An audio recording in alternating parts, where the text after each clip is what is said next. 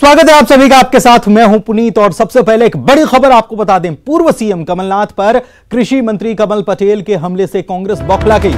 पूर्व मंत्री सज्जन सिंह वर्मा ने ज्योतिरादित्य सिंधिया को सबसे बड़ा भू माफिया बता दिया है। सज्जन सिंह वर्मा ने कहा है कि उपचुनाव के बाद बीजेपी की सरकार गिरेगी और कांग्रेस की सरकार बनेगी। वर्मा ने कहा है कि हमारी सरकार बनेगी तो सारी जांचें होंगी। हम बता दें कि कृषि मंत्री कमल पटेल ने कहा था कि घोटाले के आरोप कमलनाथ को भी जेल भेज सकते।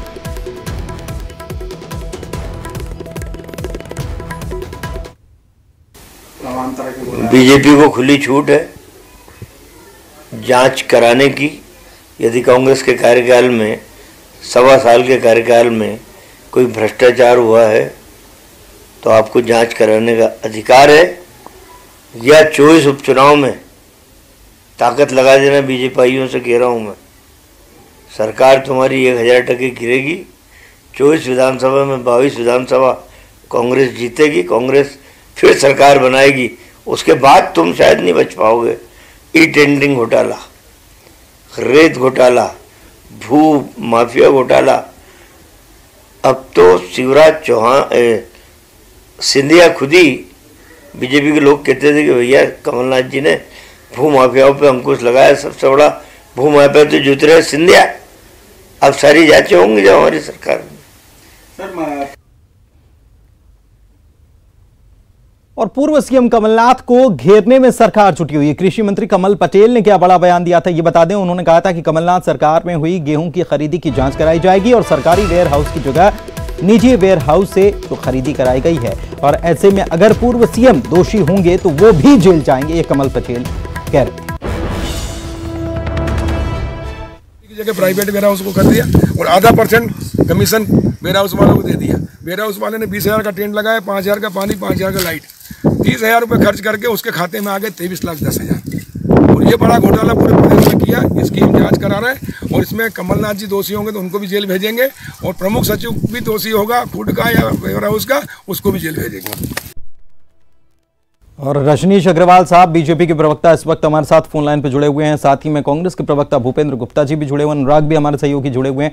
सबसे पहले रजनीश जी के पास जाते हैं। रजनीश जी, एक तरफ कृषि मंत्री कह रहे हैं कि कमलनाथ भी अगर दोषी पाए जाते हैं तो उनको भी जेल में डाल दिया जाएगा। दूसरी तरफ सज्जन सिंह वर्मा कह रहे हैं कि जांच कराने का पूरा अधिकार है, सबसे बड़ा भूमाफिया तो ज्योतिरादित्य सिंधिया, ये कह रहे हैं जी। क्या अभी अचानक भूमाफिया हो गए या इन्होंने केवल जो 23 मार्च के बाद में मुख्यमंत्री शिवराज जी बने और उन्होंने भारतीय जनता पार्टी स्वीकार की, उसके बाद में जमीनों का कोई कब्जा कर लिया? 23 मार्च को भाजपा की सरकार बनने के पहले ज्योतिरादित्य सिंधिया जी कहाँ थे, किस पार्टी में थे, और इनको आज भान हो रहा है ये? कम से कम मुझे लगता है कि तेज गर्मी में और अपने राजनीतिक अनुभव के मुताबिक, संसदीय अनुभव के मुताबिक व्यवहार करेंगे। लेकिन सज्जन सिंह वर्मा जी से हम ये अपेक्षा नहीं कर सकते, क्योंकि उनको अनर्गल बयानबाजी करने, गाली गलौज करने का, आप लोग वीडियो वायरल देख चुके हैं उनका, जिस प्रकार का उनका व्यवहार रहा है। दिग्विजय सिंह जी के बारे में भी गाली गलौज की। दूसरी बात जो कृषि मंत्री कमल पटेल जी ने कही है, वो कृषि मंत्री हैं और वो एक बहुत बड़े घोटाले के मामले को लेकर अपनी बात कह रहे हैं, तो बिल्कुल निश्चित तौर पर जांच का उनका अधिकार है और जांच करवाना ही चाहिए। और जो भी तथ्य आए, जो भी निष्कर्ष हो, उसके अनुसार कोई कितना भी बड़ा नेता क्यों ना हो, कितना भी बड़ा व्यक्ति क्यों ना हो, अधिकारी क्यों ना हो, बख्शा नहीं जाना चाहिए, बख्शा नहीं जाना चाहिए। भूपेंद्र जी से जान लेते हैं। भूपेंद्र जी, कोई भी कितना भी बड़ा हो, बख्शा नहीं जाना चाहिए, ये रजनीश जी कह रहे हैं। साथ ही में सज्जन सिंह वर्मा ने सवाल उठाए कि ज्योतिरादित्य सिंधिया सबसे बड़े भूमाफिया अभी तक नजर क्यों नहीं आ रहे थे, अचानक से नजर आने लग गए? अभी तक तो वो नजर आ रहे थे प्रभात झा को, और बीजेपी को भी नजर आ रहे थे। ये तो इनकी आंखें अभी अचानक बंद हो गई हैं, ये तो सवाल आपको इनसे करना चाहिए। दूसरा प्रश्न जहाँ तक जो कमल पटेल का है, कमल पटेल खूब जांच कराएं, साथ में वो उस खदान की भी जांच करा लें जिसकी FIR उनके खिलाफ दर्ज होने वाली थी और वो रोते फिर रहे थे जब जो है NGT में वो लगी थी रेत खदान, उसकी साथ में जांच करा लें और उसमें जो भी दोषी पाए जाएं उन्हें बराबर भेजें जहां भी भेजना है। कोई डरते हैं क्या इनसे? ये जो मुंह के बड़बोले लोग हैं, ये केवल जो है मुंह से बकबक करना जानते हैं। इनको जो है ये करे ना जांच, 1000% गिरेगी, कौन सी बात है? सज्जन सिंह वर्मा कह रहे हैं 1000% गिरेगी सरकार। अरे भाई वो तो उसी का तो फ्रस्ट्रेशन है। ये जो इनकी भाषाएं जो है भटक गई हैं, इनके जो शब्द हैं वो इधर के उधर होने लग गए हैं, जवान इनकी जो है पलट रही हैं, इसीलिए तो हो रहा है ये सब। तो ये इसमें कोई आपत्ति की बात थोड़ी है, ये तो एक प्रक्रिया है। तो पूछो ना भैया, सिंधिया जी अभी हो गए क्या? जब प्रभात झा की तो आप भाषा बोलो जरा। से पहले कांग्रेस में सिंधिया जी पहले तुम्हारे लिए जो लोग आने के पहले जो लोग बेईमान रहते हैं वो आते ही गंगा नहा लेते हैं। ये बेशर्मों का काम कौन करता है दुनिया में? हर जगह गुंडों को, हर जगह मवालियों को, हर जगह भ्रष्टाचारियों को गले लगाने वाले कांग्रेस के नेता, आज तुम्हारी घोटाले करने वाले कांग्रेस की सरकार। कर्नाटक में घोटालेबाजों को तुमने गले लगाया, आंध्र में घोटालेबाजों को तुमने गले लगाया, उत्तर प्रदेश में घोटालेबाजों को तुमने गले लगाया, राजस्थान हरियाणा में घोटालेबाजों को गले लगाया। कौन सी जगह भाई? कौन सी जगह जहाँ पर घोटालेबाजों को तुमने जो है गंगा जल नहीं छिड़का है? कमलनाथ जी का भी फ्रस्ट्रेशन दिखाई पड़ रहा है और आपका भी फ्रस्ट्रेशन दिखाई पड़ रहा है। बिल्कुल, जनता सब देख रही है कि किसका फ्रस्ट्रेशन कहाँ निकल रहा है और क्या हो रहा है। आप दोनों का बहुत बहुत शुक्रिया। अनुराग हमारे साथ, हमारे सहयोगी लगातार बने हुए हैं, उनसे बात कर लेते हैं। अनुराग, एक के बाद एक जो बयान है वो ये बता रहे हैं कि चुनाव करीब हैं, जनता भी समझ रही है सब।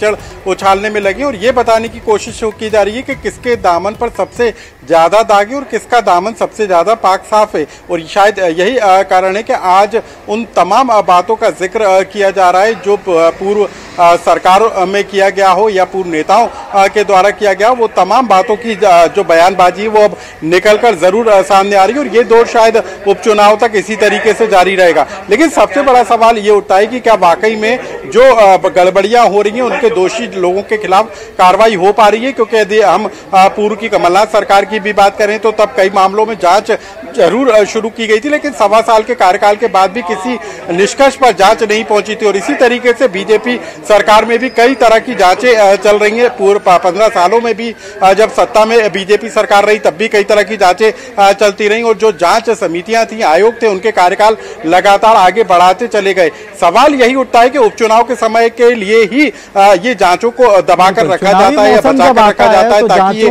बताया जा सके। बातें, जांच कराने की बातें, जांचों के बार बार एक रटे रटाए तरीके से जो जुमले हैं वो बाहर निकलते हैं। शुक्रिया अनुराग आपका इस तमाम जानकारी के लिए। और चलिए अब देखते हैं 15 शहर 15 रिपोर्ट।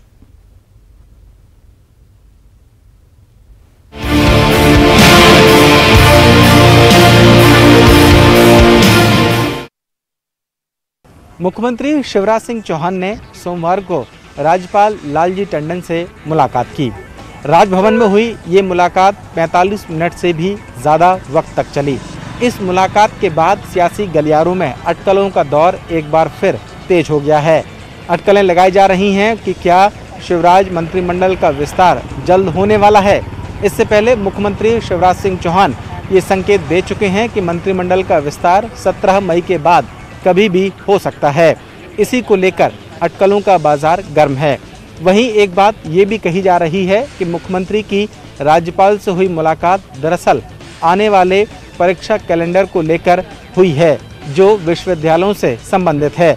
दरअसल राज्यपाल लालजी टंडन ने एक कमेटी का गठन किया था जिसने अपनी सिफारिशें राजभवन को सौंप दी हैं। इन सिफारिशों पर अमल करने के लिए राज्यपाल और मुख्यमंत्री के बीच चर्चा हुई है। प्रदेश में 24 विधानसभा सीटों पर होने वाले उपचुनाव से पहले बीजेपी के अंदर फेस पॉलिटिक्स शुरू हो गई है। करेरा से कांग्रेस के विधायक जसवंत जाटव ने कहा है कि उपचुनाव में ज्योतिरादित्य सिंधिया पार्टी का बड़ा चेहरा होंगे। हालांकि चुनाव बीजेपी के बैनर तले लड़ा जाएगा, लेकिन स्टार प्रचारक के तौर पर ज्योतिरादित्य सिंधिया ही चुनाव प्रचार करेंगे। करेरा अभ्यारण्य को डिनोटिफाई करने को लेकर भी एक मांग पत्र जसवंत जाटव ने सीएम शिवराज को सौंपा है, लेकिन बीजेपी के अंदर फेस पॉलिटिक्स को लेकर सियासत अब गर्म हो गई है। कांग्रेस ने भी इस पूरे मामले में तंज कसा है। कांग्रेस विधायक कुणाल चौधरी ने कहा है कि ये बीजेपी को तय करना है कि वो किसके नेतृत्व में चुनाव लड़ेगी, लेकिन 22 सीटों का उपचुनाव प्रत्याशियों की नीति और रीति से उनकी हार और जीत तय करेगा। वहीं बीजेपी ने भी साफ करा है कि इस बार उपचुनाव में बीजेपी की तरफ से सीएम शिवराज ही पार्टी का बड़ा चेहरा होंगे, लेकिन ज्योतिरादित्य सिंधिया की चुनाव में अहम भूमिका से इनकार नहीं किया जा सकता है। इंदौर में कोरोना का संक्रमण दिनों दिन तेज होता जा रहा है। मेडिकल बुलेटिन में 56 नए मामले सामने आने के बाद अब पॉजिटिव मामलों का आंकड़ा 3064 पर पहुंच गया है। वहीं 2 लोगों की मौत की पुष्टि के बाद मरने वालों की संख्या 116 पर पहुंच गई है। इंदौर शहर में कोरोना पॉजिटिव मरीजों की संख्या बढ़ने के साथ ही मौत का आंकड़ा भी लगातार बढ़ता जा रहा है। स्वास्थ्य विभाग के मेडिकल बुलेटिन में 56 नए पॉजिटिव मरीज सामने आए हैं। इसके बाद कुल पॉजिटिव मरीजों की संख्या 3064 पर पहुंच गई है। इनमें एक्टिव मरीजों की संख्या 1472 है। इन सभी का इलाज चल रहा है। वहीं शहर के कोविड अस्पतालों में से 1476 मरीज ठीक होकर अपने घरों पर लौट चुके हैं। मेडिकल बुलेटिन में 2 मरीजों की मौत की पुष्टि होने के बाद मृतकों की संख्या 116 हो चुकी है। पिछले कुछ दिनों में हर रोज 2 मौतों की पुष्टि स्वास्थ्य विभाग कर रहा है।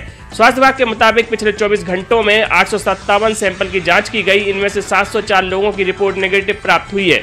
अब तक 20,921 सैंपल जांचे जा चुके हैं। वहीं इंदौर के लिए अच्छी खबर ये रही कि लॉकडाउन फेज 4 में 62 दिन बाद आज से घरेलू उड़ानें शुरू हुई हैं। पहले दिन इंदौर से दिल्ली, मुंबई, अहमदाबाद और हैदराबाद के लिए 12 फ्लाइट्स शुरू हुई।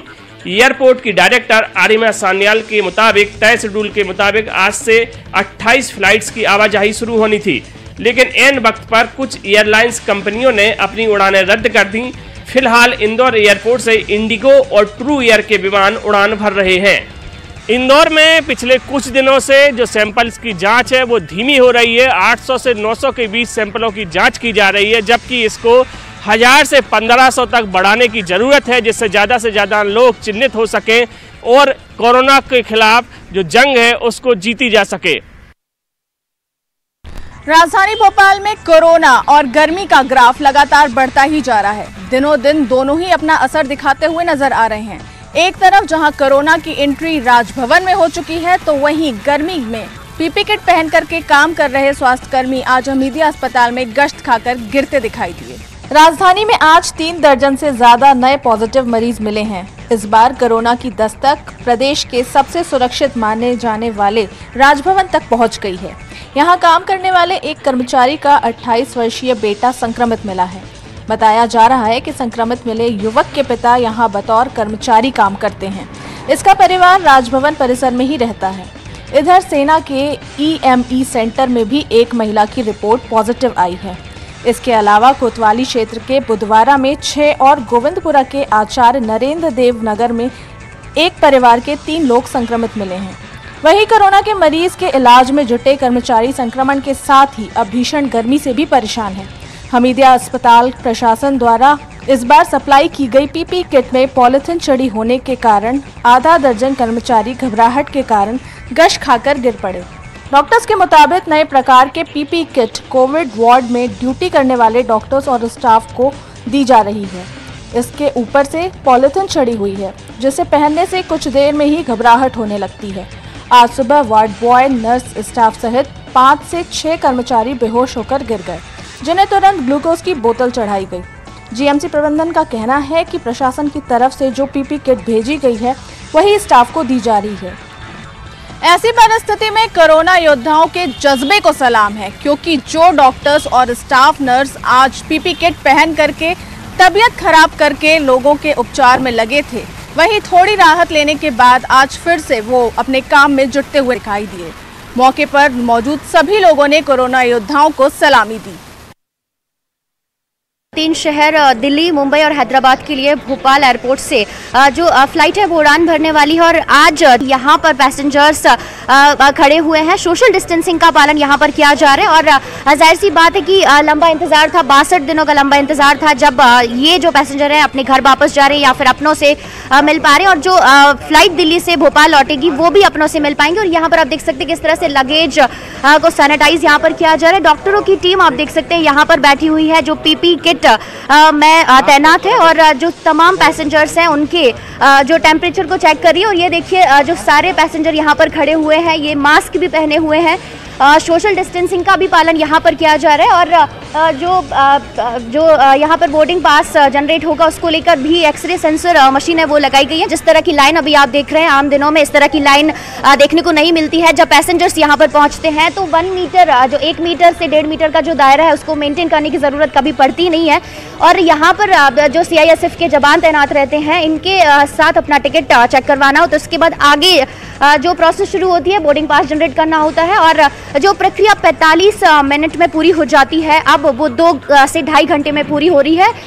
और यही वजह है कि अब इतना ज़्यादा 2 घंटे का समय है तो जो पैसेंजर्स हैं वो ज़रूर परेशान हो रहे हैं। और इस तरह के जो आप मार्क देख रहे हैं, यहाँ पर सोशल डिस्टेंसिंग मार्किंग यहाँ पर की गई है ताकि लोग एक दूसरे से दूरी बनाए रखें और फ्लाइट इन्हीं एहतियात के साथ शुरू करने की कोशिशें ज़रूर की गई हैं कि लोग इस तरह के सुरक्षा मेजर्स अपनाएं ताकि जो संक्रमण है उसको कम किया जा सके और जो लोग हैं हवाई यात्रा के जरिए अपनों तक पहुंच सके। कोरोना महामारी के संकट के दौरान जहां लॉकआउट के चलते पूरा जनजीवन प्रभावित है, वहीं किसान को भी खासी मशक्कत करनी पड़ रही है सीहोर जिले के अंदर अपनी उपज को सरकारी समर्थन मूल्य पर बेचने के लिए। ऐसा देखने में लगातार आ रहा है कि लगातार जो किसान हैं वे उपज केंद्रों के सामने गुस्से के अंदर चक्का जाम कर रहे हैं, जो इस बात का प्रतीक है कि उनका कहना है कि सरकार उपज खरीदने के मामले में उनके साथ पक्षपात कर रही है। कई किसान ऐसे हैं जो लगातार रातों दिन यहाँ पर मैदान पर खड़े हुए हैं, लेकिन उनका गेहूं नहीं बिक पा रहा है, जबकि सरकार हर रोज अपने कंप्यूटर से 90 से 125 SMS जारी कर रही है।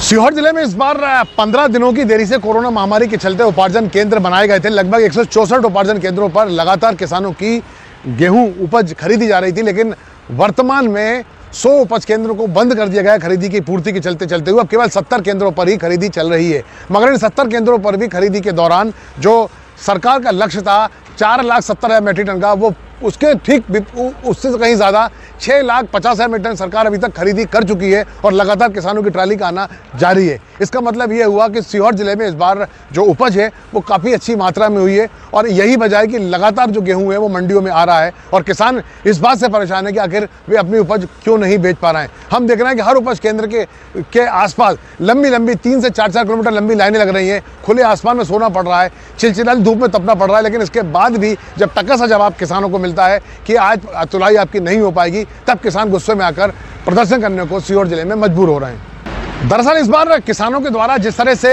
जगह जगह चक्का जाम जो हो रहा है, उसका बहुत बड़ा कारण समझ में आ रहा है कि सरकार ने दूरदृष्टि अपनाते हुए इस बार जो अधिक उत्पादन हुआ था उसका आकलन सही तरीके से नहीं कर पाई और यही वजह है कि जब बम्पर उत्पादन के बीच में किसानों ने गेहूं लाना उपज केंद्रों में शुरू किया तो सीहोर जिले के अंदर सारे उपज केंद्रों के अंदर हड़बड़ी की स्थिति निर्मित हो गई। प्रशासन और किसान दोनों परेशान है। प्रशासन इस बात से परेशान है कि गेहूं कहाँ रखे, किसान इस बात से परेशान है कि आखिर मेरा गेहूं क्यों नहीं बिक पा रहा है। इन तमाम सवालों के जवाब कहीं ना कहीं सरकार को ही खोजने होंगे ताकि जो अनुसूचित किसान है वो बेहतर तरीके से अपनी उपज का बिक्री करके अपने जीवन में खुशहाली ला सके।